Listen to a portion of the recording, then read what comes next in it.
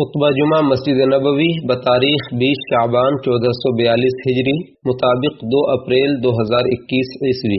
موضوع کامیابی و ناکامی کی علامت۔ خطیب فضیلت الشیخ احمد بن طالب بن حمید حفظہ اللہ۔ ترجمہ و آواز نور عالم محمد ابراہیم سلفی۔ تمام تعریفیں اللہ کے لیے ہیں، ہم اس کی حمد بیان کرتے ہیں، اسی سے مدد چاہتے ہیں، اسی سے مغفرت طلب کرتے ہیں اور اپنے نفس کی برائیوں سے اور برے اعمال سے اللہ کی پناہ مانگتے ہیں۔ اللہ جسے ہدایت دے اسے کوئی گمراہ نہیں کر سکتا، اور وہ جسے گمراہ کر دے اسے کوئی ہدایت نہیں دے سکتا۔ میں گواہی دیتا ہوں کہ اللہ کے سوا کوئی سچا معبود نہیں، وہ اکیلا ہے، اس کا کوئی شریک نہیں، اور میں گواہی دیتا ہوں کہ محمد صلی اللہ علیہ وسلم اس کے بندے اور رسول ہیں۔ درود و سلام نازل ہوں آپ پر اور آپ کے آل و اصحاب پر۔ ارشاد باری تعالی ہے، اے ایمان والو اللہ سے ایسے ڈرو جیسے اس سے ڈرنے کا حق ہے، اور دیکھو مرتے دم تک مسلمان ہی رہنا۔ اے لوگو اپنے پروردگار سے ڈرو جس نے تمہیں ایک جان سے پیدا کیا، اسی سے اس کی بیوی کو پیدا کر کے ان دونوں سے بہت سے مرد اور عورتیں پھیلا دیں۔ اس اللہ سے ڈرو جس کے نام پر ایک دوسرے سے مانگتے ہو، اور رشتے ناطے توڑنے سے بھی بچو، بے شک اللہ تعالیٰ تم پر نگہبان ہے۔ اے لوگو جو ایمان لائے ہو اللہ سے ڈرو اور بالکل سیدھی بات کہو، اللہ تمہارے اعمال درست کر دے گا اور تمہاری غلطیوں سے درگزر فرما دے گا، اور جس نے اللہ اور اس کے رسول کی اطاعت کی اس نے بڑی کامیابی حاصل کی۔ اما بعد، یقیناً سب سے سچی بات اللہ کی کتاب ہے، اور سب سے بہتر طریقہ محمد صلی اللہ علیہ وسلم کا طریقہ ہے۔ سب سے بری بات دین کے اندر نئی بات ایجاد کرنا ہے۔ ہر نئی بات بدعت ہے، ہر بدعت گمراہی ہے، اور ہر گمراہی کا ٹھکانہ جہنم ہے۔ اللہ کے بندو، تمہارا رب اپنی کتاب قرآن مجید میں فرماتا ہے کہ جو لوگ اللہ کی کتاب پڑھتے، نماز قائم کرتے اور جو کچھ ہم نے انہیں دے رکھا ہے اس میں سے خفیہ اور اعلانیہ طور پر خرچ کرتے ہیں، وہ ایسی تجارت کے امیدوار ہیں جس میں کبھی خسارہ نہ ہوگا، تاکہ ایسے لوگوں کو اللہ تعالیٰ ان کا پورا اجر دے اور اپنی مہربانی سے کچھ زیادہ بھی دے دے۔ بلا شبہ وہ معاف کرنے والا اور قدردان ہے۔ اے نبی، جو کتاب ہم نے آپ کی طرف وحی کی ہے وہی حق ہے جو اپنے سے پہلی کتابوں کی تصدیق کرتی ہے۔ بلا شبہ اللہ تعالیٰ اپنے بندوں سے باخبر اور انہیں دیکھنے والا ہے۔ پھر ہم نے ان لوگوں کو کتاب کا وارث بنایا جنہیں ہم نے اس وراثت کے لیے اپنے بندوں میں سے چن لیا۔ پھر ان میں سے کوئی تو اپنے آپ پر ظلم کرنے والا ہے، کوئی میانہ رو ہے، اور کوئی اللہ کے حکم سے نیکیوں میں آگے نکل جانے والا ہے۔ یہی بہت بڑا فضل ہے۔ وہ ہمیشہ رہنے والے باغات میں داخل ہوں گے، وہاں انہیں سونے کے کنگن اور موتیوں سے آراستہ کیا جائے گا، اور وہاں ان کا لباس ریشم کا ہوگا۔ اور وہ کہیں گے کہ اس اللہ کا شکر ہے جس نے ہم سے غم دور کر دیا۔ یقیناً ہمارا پروردگار بخشنے والا قدردان ہے، جس نے اپنے فضل سے ہمیں ابدی قیام گاہ میں اتارا جہاں ہمیں مشقت اٹھانی پڑتی ہے اور نہ تھکان لاحق ہوتی ہے۔ اور جن لوگوں نے کفر کیا ان کے لیے جہنم کی آگ ہے، نہ تو ان کا کام تمام کیا جائے گا کہ وہ مر جائیں، اور نہ ہی ان سے جہنم کا عذاب ہلکا کیا جائے گا۔ ہم ہر ناشکرے کو ایسے ہی سزا دیا کرتے ہیں۔ وہاں وہ چیخ چیخ کر کہیں گے، اے ہمارے پروردگار، ہمیں اس سے نکال کہ ہم نیک عمل کریں ویسے نہیں جیسے پہلے کیا کرتے تھے۔ تو اللہ تعالی جواب میں فرمائے گا، کیا ہم نے تمہیں اتنی عمر نہیں دی تھی کہ جس میں اگر کوئی نصیحت حاصل کرنا چاہتا تو کر سکتا تھا، حالانکہ تمہارے پاس ڈرانے والا بھی آیا تھا۔ اب عذاب کا مزہ چکھو، یہاں ظالموں کا کوئی مددگار نہیں۔ اللہ کے بندو، چاہے جتنی بھی لمبی زندگی گزار لو، تمہیں مرنا ضرور ہے۔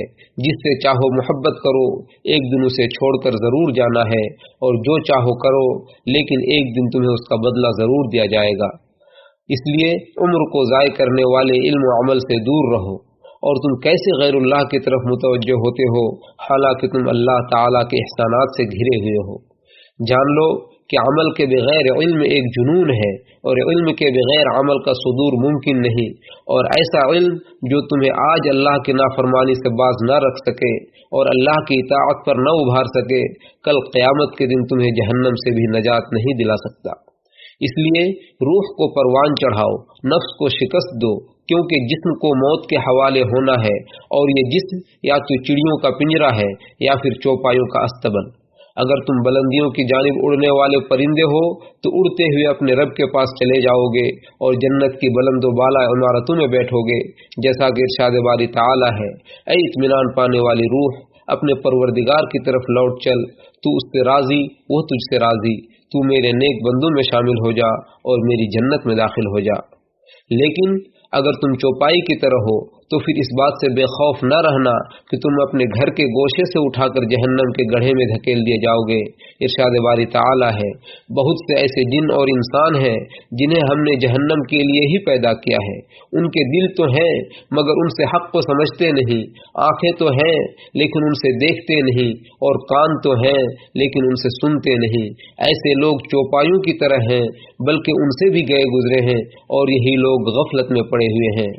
اللہ تعالیٰ قرآن کو ہمارے اور آپ کے لیے بابرکت بنائے اور اس کی آیتوں اور حکیمانہ نصیحتوں کو ہمارے اور آپ کے لیے مفید بنائے۔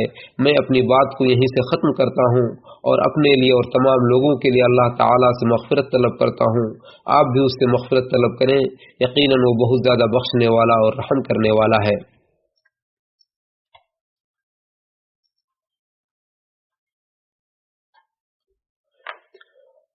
بہت زیادہ پاکیزہ اور بابرکت تعریف اللہ کے لیے ہیں، جیسا کہ ہمارا رب چاہتا اور پسند کرتا ہے، اور درود و سلام نازل ہوا اللہ کے سب سے بہتر مخلوق محمد بن عبداللہ صلی اللہ علیہ وسلم، ان کے آل و اصحاب اور ان کے نقش قدم کی پیروی کرنے والوں پر۔ اما بعد، اللہ کے بندو، اللہ سے ڈرو اور یاد رکھو کہ کھلی زبان اور بند دل بدبختی کی علامت ہے۔ تم اپنے دل کو معرفت کی روشنی سے اس وقت تک زندہ نہیں کر سکتے جب تک کہ سچی توبہ، سچی کوشش سے اپنے نفس کو شکست نہ دے دو۔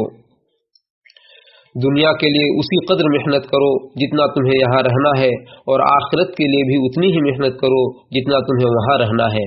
تم اللہ کے جس قدر محتاج ہو اسی کے بقدر اس کے لیے عمل کرو، اور جہنم کے کام بھی اتنا ہی کرو جتنا تم اسے برداشت کر سکتے ہو۔ اللہ کے بندو، اللہ کے سب سے بہتر مخلوق اور نبی محمد صلی اللہ علیہ وسلم پر درود و سلام پڑھو، جن پر درود و سلام پڑھنے کا حکم دیتے ہوئے اللہ تعالیٰ فرماتا ہے، بلا شبہ اللہ اور اس کے فرشتے نبی پر درود و سلام بھیجتے ہیں، اے ایمان والو تم بھی ان پر درود و سلام بھیجا کرو۔ اے اللہ، تو اپنے بندے اور رسول ہمارے سردار محمد صلی اللہ علیہ وسلم پر درود و سلام اور برکتیں نازل فرما۔ اے اللہ، تو ہمارے نبی اور سردار محمد صلی اللہ علیہ وسلم اور ان کے نیک و پاکیزہ اہل بیت اور ازواج مطہرات پر، ان کے روشن پیشانی والے صحابہ کرام پر اور ان کے نقش قدم کی پیروی کرنے والوں پر درود و سلام نازل فرما۔ اے اللہ، تو ہمارے چھوٹے بڑے، اگلے پچھلے اور ظاہری و باطنی تمام گناہوں کی مغفرت فرما۔ اے اللہ، تو ہمارے تمام امور کے انجام کو بہتر فرما اور ہمیں دنیا کی رسوائی سے اور آخرت کے عذاب سے محفوظ فرما۔ اے اللہ، اے ہمارے رب، تو ہمیں دنیا میں بھلائی عطا فرما اور آخرت میں بھلائی عطا فرما اور ہمیں جہنم کے عذاب سے بچا۔ اے اللہ، تو خلفائے راشدین، ہدایت یافتہ ائمہ کرام ابو بکر و عمر، عثمان و علی رضی اللہ عنہم سے اور بقیہ تمام صحابہ کرام سے راضی ہو جا۔ اے اللہ، تو ہمیں ان کے اجر سے محروم نہ فرما اور ان کے بعد ہمیں آزمائش میں مبتلا نہ فرما، اور تو ان سے اور ہم سے راضی ہو جا، اے ارحم الراحمین۔ اے اللہ، تو اسلام اور مسلمانوں کو غلبہ عطا فرما اور شرک و مشرکین کو ذلیل و رسوا فرما، اپنے اور اپنے دین کے دشمنوں کو تہو بالا کر دے، اور اس ملک کو اور تمام مسلم ممالک کو امن و امان اور خوشحالی کا گہوارہ بنا دے۔ اے اللہ، تو ہمیں اپنے وطنوں میں امن و امان نصیب فرما، ہمارے حکمرانوں کی اصلاح فرما، اور ایسے لوگوں کو مسلمانوں کا حکمراں بنا جو تجھ سے ڈریں، تیری اطاعت کریں اور تیری رضامندی کے کام کریں، اے رب العالمین۔ اے اللہ، تو ہمارے بادشاہ اور حاکم وقت کو خیر کے کام کرنے کی توفیق عطا فرما اور اسے نیکی اور تقوی کے کام میں لگا دے۔ اے اللہ، تو انہیں اپنی ہدایت اور رضا کے کام میں لگا دے۔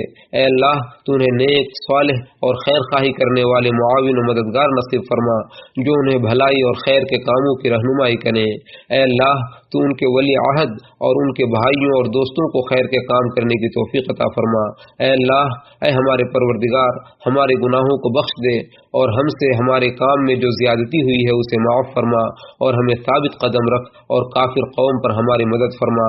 اللہ کے بندو، یقیناً اللہ عدل و احسان اور قرابت داروں کو دینے کا حکم دیتا ہے اور بے حیائی، برائی اور سرکشی سے منع کرتا ہے۔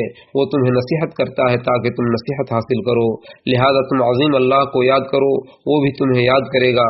اس کی نعمتوں پر شکر ادا کرو، وہ تمہیں مزید عطا کرے گا، اور اللہ کا ذکر سب سے بڑا ہے، اور اللہ جانتا ہے جو کچھ تم کرتے ہو۔